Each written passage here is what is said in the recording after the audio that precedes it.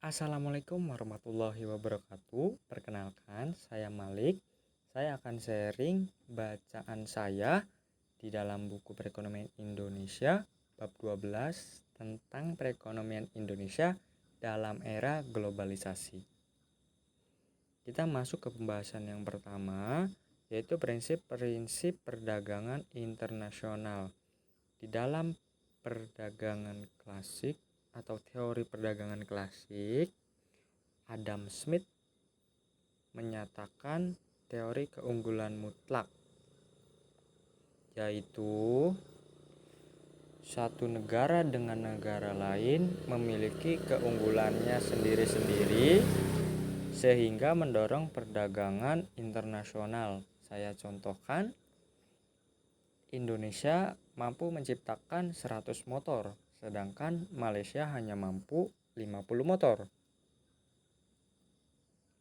Malaysia mampu menciptakan 80 mobil, sedangkan Indonesia hanya 60 mobil. Nah,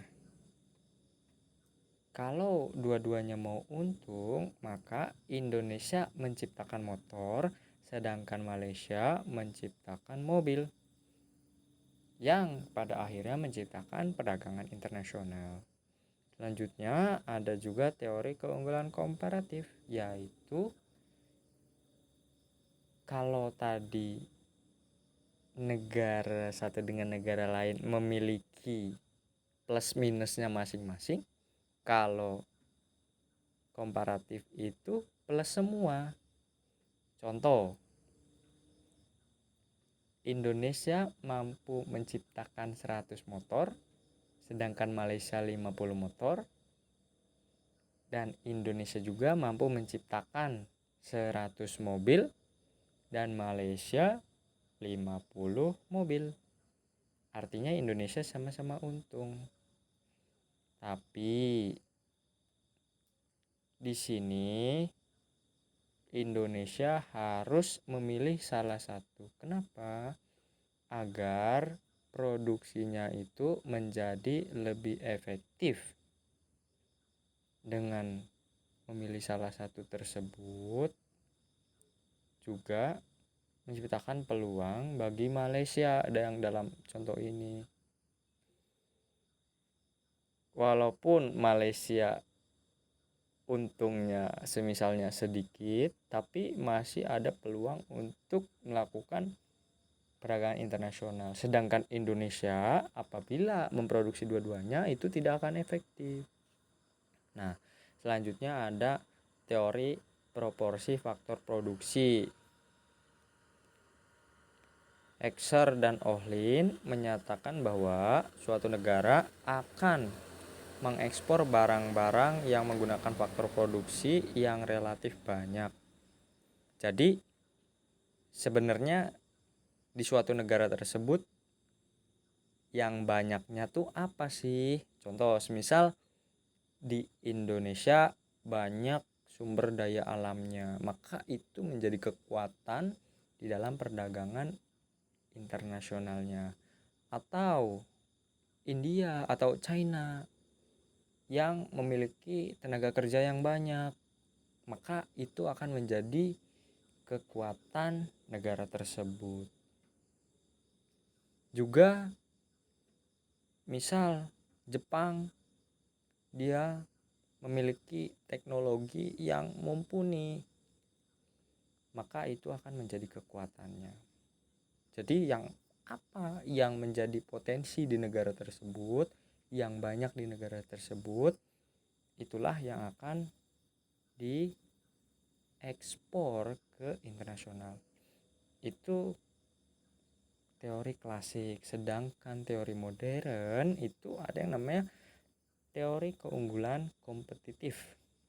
Nah, keunggulan kompetitif ini apa sih yang menjadi nilai tambah atau kekuatan dibanding negara lain, walaupun di dalam hal sumber daya kalah. Misal Indonesia dengan Jepang, sumber daya alam Indonesia lebih banyak dari Jepang, Tapi Jepang punya sumber daya manusia yang kompeten. Juga Malaysia, juga Singapura yang memiliki sumber daya manusia yang kompeten walaupun sumber daya alamnya sedikit. Selanjutnya ada teori pendekatan alternatif dalam teori perdagangan, yaitu menekankan aspek-aspek yang kelewat seperti kelembagaan, perbedaan dalam kekuatan ekonomi, kemudian politik, kemudian sejarah. Nah, jadi bukan hanya sumber daya alam maupun manusia, tetapi ada variabel-variabel lain, semisal politik, kemudian militernya kuat, sehingga menciptakan monopoli, dan lain sebagainya. Kemudian masuk ke poin kerjasama ekonomi regional dan internasional.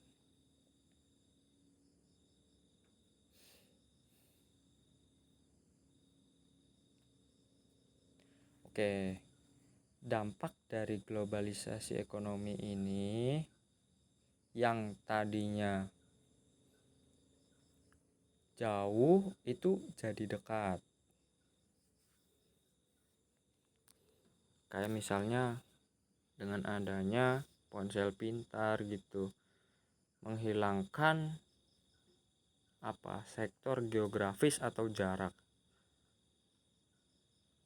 sehingga yang tadinya kita harus jalan atau menggunakan kapal berhari-hari untuk menyampaikan kesepakatan atau informasi, sekarang bisa lewat handphone. Jadi globalisasi ini semakin maju dan tercipta. Akan tetapi penyebab globalisasi ini di dalam hal ekonomi adalah terpisahnya kegiatan ekonomi primer dengan ekonomi industri. Jadi di masa globalisasi ini yang digalakkan adalah industrinya, teknologi, AI. Akan tetapi dalam hal ekonomi primernya seperti pertanian, perkebunan itu kurang dimasuki oleh teknologi. Nah, itu salah satu dampak negatifnya, sehingga menciptakan kerusakan, kemudian ketidakpedulian. Nah, dampak dari globalisasi ekonomi ini juga menciptakan organisasi-organisasi internasional seperti GATT, kemudian World Trade Organization yang mengatur bagaimana perdagangan internasional itu dijalankan. Akan tetapi terciptanya organisasi-organisasi tersebut dianggap hanya menguntungkan negara-negara maju, sehingga negara-negara berkembang atau tertinggal menciptakan tandingannya dengan cara membentuk kelompok 20 atau G20 untuk menciptakan kekuatan baru, menciptakan pembanding agar tidak terjadinya monopoli kekuasaan maupun ekonomi. Karena bisa kita lihat sekarang kebijakan Amerika Serikat, khususnya Amerika Serikat itu kan dia sebenarnya masuk WTO, kemudian masuk PBB, tapi tindakannya itu bukan menjadi contoh untuk anggota-anggotanya, malah mereka buat sendiri aturan, mereka sendiri yang melanggar. Nah,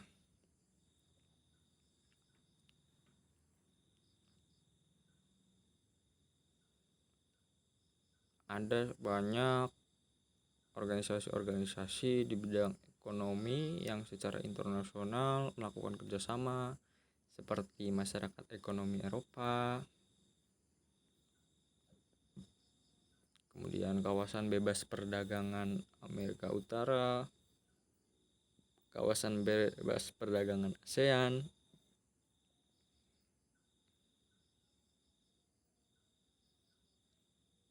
kemudian Asia Pacific Economic Cooperation. Nah, itu adalah dampak dari globalisasi di bidang ekonomi. Selanjutnya ada analisis kebijakan dan kerjasama ekonomi internasional. Bagi Indonesia sendiri, globalisasi ekonomi ini menciptakan peluang.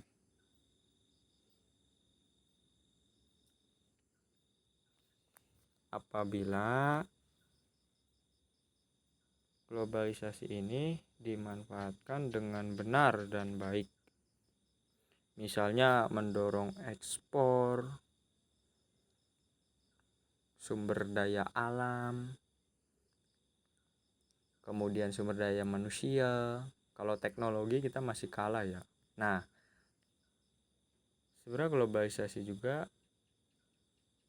kalau dimanfaatkan dengan baik itu akan menciptakan perpindahan teknologi antara negara yang memang sudah maju dengan yang belum, atau misal dari Jepang ke Indonesia melakukan kerjasamanya.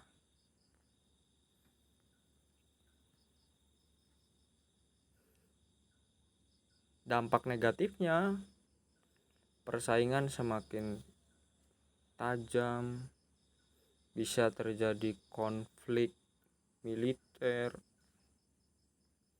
dan lain sebagainya. Jadi globalisasi ekonomi ini bagi Indonesia menciptakan peluang dan tantangannya tersendiri. Apabila ini tidak dimanfaatkan atau dikelola dengan baik, maka akan menjadi ancaman. Namun apabila dikelola dengan baik, maka ini akan menjadi peluang. Mungkin segitu saja yang bisa saya sharing, kurang-kurangnya mohon maaf. Terima kasih.